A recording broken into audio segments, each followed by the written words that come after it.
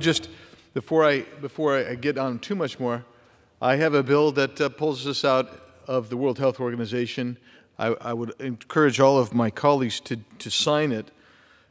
If you watched the head of the World Health Organization, Dr. Tedros, today speaking at the World Economic Forum, they are planning to use the next epidemic to impose world governance. I mean, he basically said that. So I invite you to watch that. That's the head of the World Health Organization.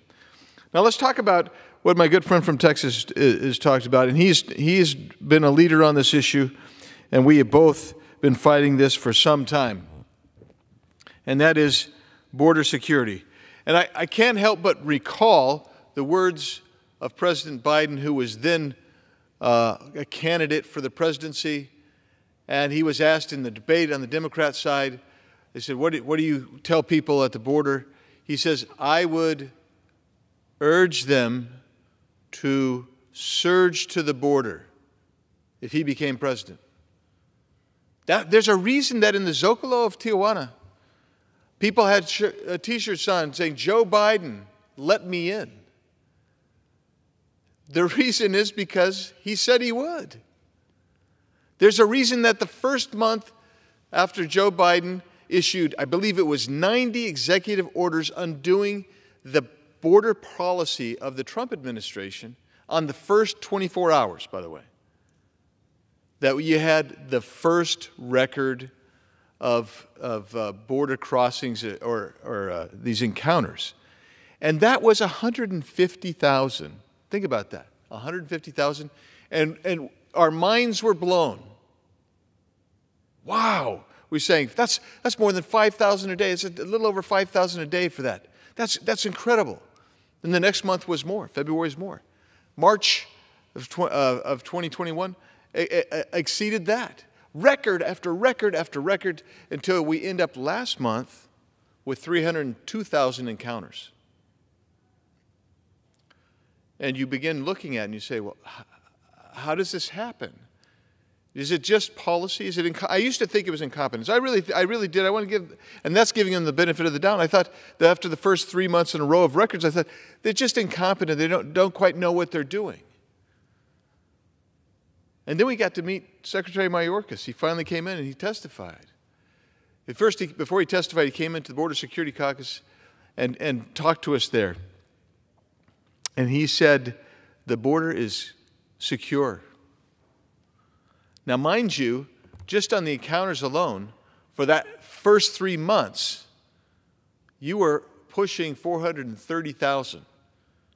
For known gotaways, you were pushing about an additional 110,000. Unknown gotaways estimated to be at least another 75,000. So you were pushing 600,000 plus illegal border crossings in his first 3 months that he was running DHS. And he sat there and he told us the border is secure. And we have operational control. I will remember when my colleague asked him, do you have operational control pursuant to the Secure Fence Act of 2006? And he said yes. And then we got the language out, right? I think Mr. Roy got the language out and said, let's read the language. And he still insisted. He knew that they were not in compliance with the law. He knew it. And yet he persists to craft a narrative that the border is secure. Of course, it's not secure, which is why you have about 450,000 people entered our country illegally last month. I'm suggesting to America that this country cannot take 12 more months of the Mayorkas security plan on the border, because to get 12 more months would be over 5 million people into this country illegally. And what's happening now is they're releasing approximately 80% of everyone who comes in. They release them into the country. So when I was in Lukeville the week before Christmas, Lukeville is actually the hub right now and has been. Over a 2-week period, they had 30,000 people come through. Lukeville. Nowhere else, Lukeville. And so I was down there in the heart of that, and we went and I was allowed to talk to people who had not been formally arrested yet. And I would go up and I would ask them, where are you from, and where are you going, and why'd you come? Those are my three questions, really. And so we had the gentleman from Burkina Faso, another few from Senegal, another few from Guinea. And those are all African nations. Then we had the folks from India and the folks from Pakistan. That's South Asia. India, South Asia, Pakistan is considered to be the Mideast, although in my mind they're still South Asia. That's interesting. Then we of course we always have some folks from Guatemala, but you need to understand where Lukeville is.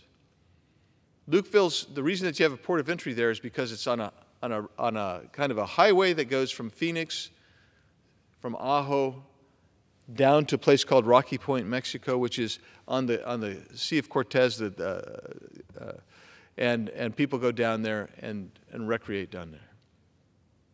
So when we ask them where they're going, why are you here? No, so then I say, where are you going? Everyone I asked, where are you going? Everyone they start fiddling around in their backpacks and their pockets, and they pull out a card. And on that card will be 2 or 3 names with phone numbers and an address somewhere in the country. And it's laminated. It's not like this. This is not laminated. Theirs are laminated. And so where are you going? We got the guy going to the Bronx. We've got people going to Missouri and Oklahoma, Houston. I said, so why, if you're going to Houston, why are you crossing in Lukeville, man? You should have been over there in Del Rio or RGV. I don't know why you're here, but when you ask them that, because they were directed to come there, the coyotes, the cartels tell them, this is where you're going to go. You're going to come in.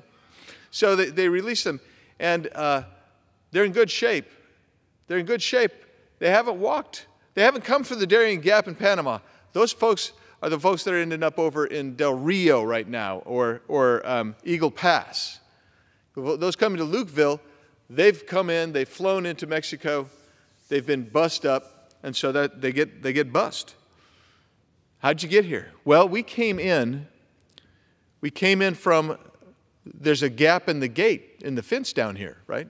So this border wall that President Trump put up, 30 feet high, but just on the other side, going down to the Sea of Cortez, like I told you, there's a freeway. And the cartels will come up, and they'll run a real quick couple of cuts. They'll remove 2 slats in the fence, they'll pull them down, and they will just start flooding people through. Talk to the guy who repairs them. That morning, in about 4 hours' time, they'd already repaired 6 breaches. And I tell you these things so you understand how real this is. And our lever as members of Congress is the purse strings. And we're not going to have success with just policy, because this is a lawless administration. We have got to have enforcement as a condition of funding this government. With that, I'm going to yield as much time as he will consume to my good friend from Maryland, Mr. Harris. Thank you. I want to thank